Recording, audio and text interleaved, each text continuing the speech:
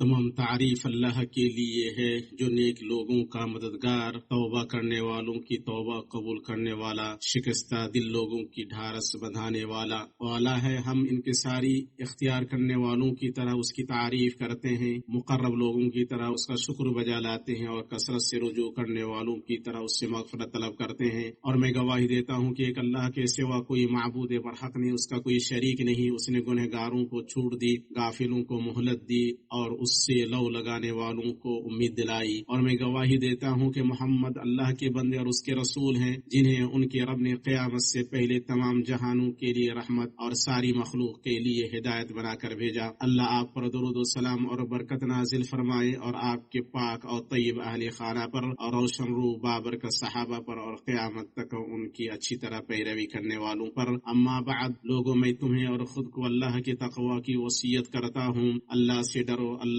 تم پر رحم فرمائے۔ اپنے رب کی طرف پلٹ آؤ، اس سے درگزر رحمت، معافی اور رضا طلب کرو۔ بے شک اللہ سبحانہ جو اسے پکارے اسے رد نہیں کرتا، اور جو اس سے مناجات کرے اور امید رکھے اسے کبھی مایوس نہیں کرتا۔ اللہ کے بندو، بے شک اللہ عز و جل نے اس نفس کو پیدا کیا اور خواہشات کا میلان اور شہوات کے سامنے کمزور پڑنا، برائیوں کا ارتکاب کرنا اور گناہوں میں پڑنا اس کی فطرت میں رکھا۔ یہ سب گہری حکمتوں اور عظیم مقاصد کے تحت ہے۔ ان میں سب سے بڑا مقصد یہ ہے کہ عفو، مغفرت، بردباری اور رحمت جیسی اللہ کے صفات جلال و کمال جلوہ گر ہوں۔ ابو ہریرہ رضی اللہ تعالی عنہ سے روایت ہے، انہوں نے کہا کہ رسول اللہ صلی اللہ علیہ وسلم نے فرمایا، قسم ہے اس ذات کی جس کے ہاتھ میں میری جان ہے، اگر تم گناہ نہ کرتے تو اللہ تمہیں مٹا دیتا اور ایسے لوگوں کو لاتا جو گناہ کرتے، پھر اللہ سے مغفرت استغفار کرتے تو اللہ انہیں بخش دیتا، اور تاکہ اللہ جان لے کہ کون اس سے پیٹھ پیچھے ڈرتا ہے، اور تاکہ بندے توبہ و استغفار کی عبادت کے ذریعے اس کا تقرب حاصل کرے۔ انس بن مالک رضی اللہ تعالی عنہ سے روایت ہے کہ نبی صلی اللہ علیہ وسلم نے فرمایا، آدم کا ہر بیٹا خطا کار ہے، اور خطا کاروں میں سب سے بہتر وہ ہے جو توبہ کرنے والا ہو۔ اسے امام احمد اور ترمذی نے روایت کیا ہے۔ اور تاکہ انہیں اللہ کی یاد آ جائے اور وہ چوکنے ہو جائیں، اللہ سبحانہ کا فرمان ہے، یقیناً جو لوگ متقی ہیں جب ان کو کوئی خطرہ شیطان کی طرف سے آ جاتا ہے تو چوکنے ہو جاتے ہیں اور ایک ان کی آنکھیں کھل جاتی ہیں۔ ابن عباس رضی اللہ تعالی عنہما سے روایت ہے کہ نبی صلی اللہ علیہ وسلم نے فرمایا، کوئی بھی مؤمن بندہ ایسا نہیں جس کے پاس کوئی گناہ نہ ہو جس سے وہ وقتاً فوقتاً کرتا ہے، یا ایسا گناہ جس پر وہ قائم نہ ہو اور وہ اسے نہیں چھوڑتا ہے یہاں تک کہ بندہ دنیا کو چھوڑ دے۔ بے شک مومن کو آزمائش میں مبتلا ہونے والا، بار بار توبہ کرنے والا، بھولنے والا پیدا کیا گیا ہے۔ جب اسے نصیحت کی جاتی ہے تو قبول کر لیتا ہے۔ اسے امام طبرانی نے روایت کیا ہے۔ اور تاکہ وہ انکساری اور گریہ وزاری کے ساتھ اللہ کی طرف لوٹے، اللہ تعالیٰ نے فرمایا، اور ہم نے دنیا میں ان کی مختلف جماعتیں کر دی، بعد ان میں نیک تھے اور بعد ان میں اور طرح کے تھے، اور ہم ان کو خوشحالیوں اور بدحالیوں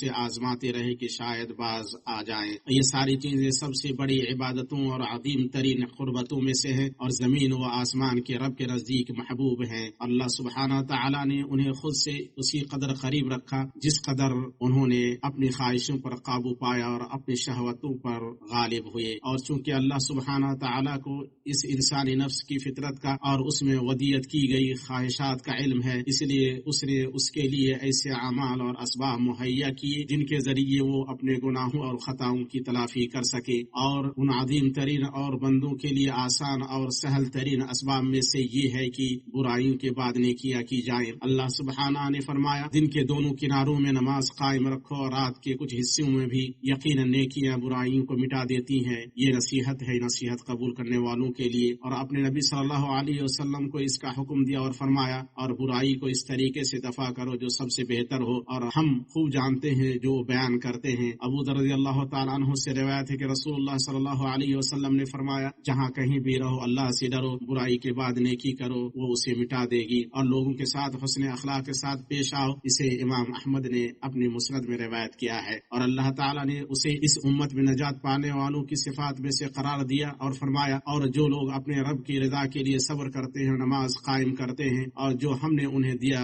اس میں چھپ کر اور کھلے عام خرچ کرتے ہیں، اور نیکی سے برائی کو دفع کرتے ہیں، وہی ہیں جن کے لیے آخرت میں بہترین انجام ہے۔ اور اسے گزرے ہوئے لوگوں کی خوبیوں میں سے شمار کیا ہے۔ فرمایا جس کو ہم نے اس سے پہلے کتاب عنایت فرمائی ہو اس پر بھی ایمان رکھتے ہیں، اور جب اس کی آیتیں ان کے پاس پڑھی جاتی ہیں تو وہ کہہ دیتے ہیں کہ اس کے ہمارے رب کی طرف سے حق ہونے پر ہمارا ایمان ہے، ہم تو پہلے ہی سے مسلمان تھے۔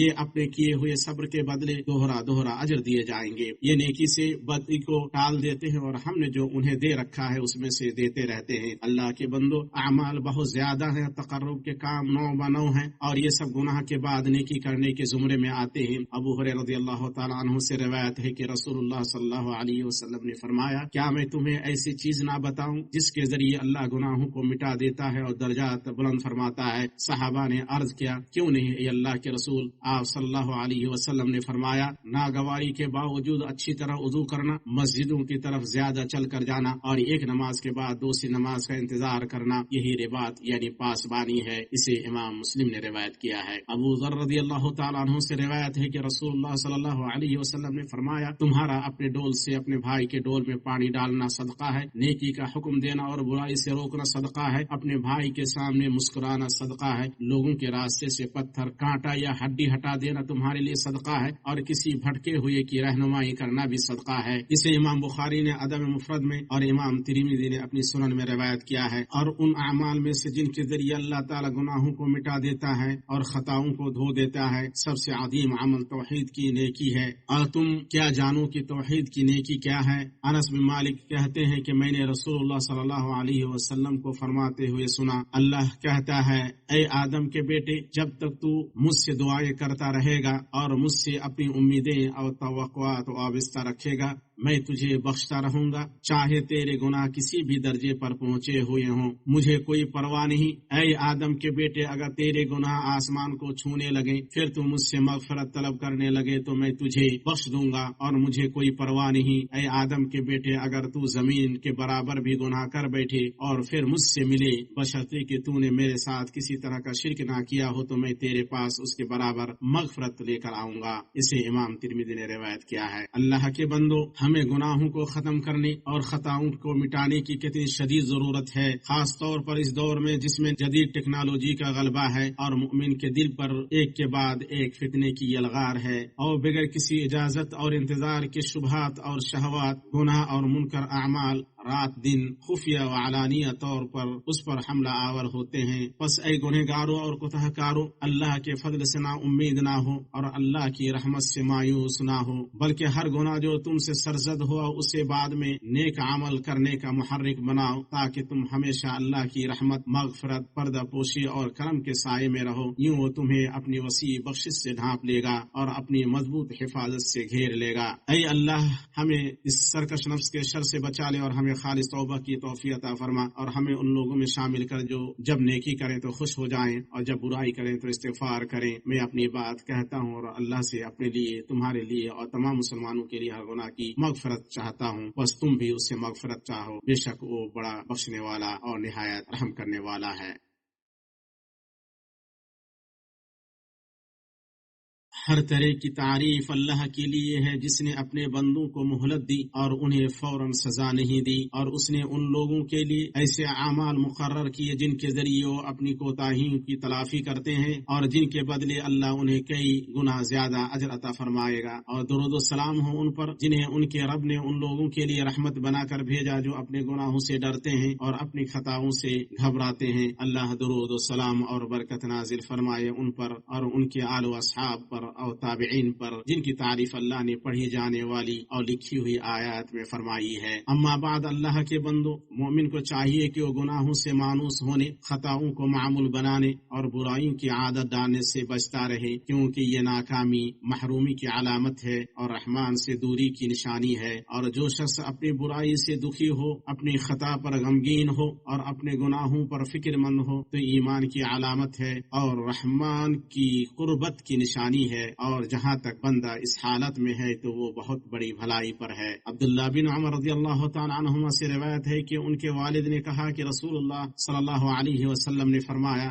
جو شخص اپنی نیکی سے خوش ہو اور اپنی برائی پر رنجیدہ ہو وہ مومن ہے۔ اسے امام احمد اور ترمذی نے روایت کیا اور اسے صحیح قرار دیا۔ پھر درود و سلام بھیجو اللہ کی سب سے بہترین مخلوق محمد بن عبداللہ پر، جیسے تمہارے رب نے تمہیں اس کا حکم دیا ہے۔ اللہ تعالیٰ نے فرمایا، اللہ اس کے فرشتے اس نبی پر درود بھیجتے ہیں، اے ایمان والو تم بھی ان پر درود بھیجو اور خوب سلام بھی بھیجتے رہا کرو۔ اے اللہ اپنے بندے رسول ہمارے نبی محمد پر درود سلام اور مزید برکت نازل فرما، اور اے اللہ تمام صحابہ کرام، تابعین اور ان کے بعد کے لوگ جو قیامت تک ان کی پیروی کرے ان سب سے راضی ہو جا۔ اے اللہ اسلام اور مسلمانوں کو غلبہ عطا فرما، دین کے اطلاع کی حفاظت فرما اور اپنے موحد اور مومن بندوں کی مدد فرما۔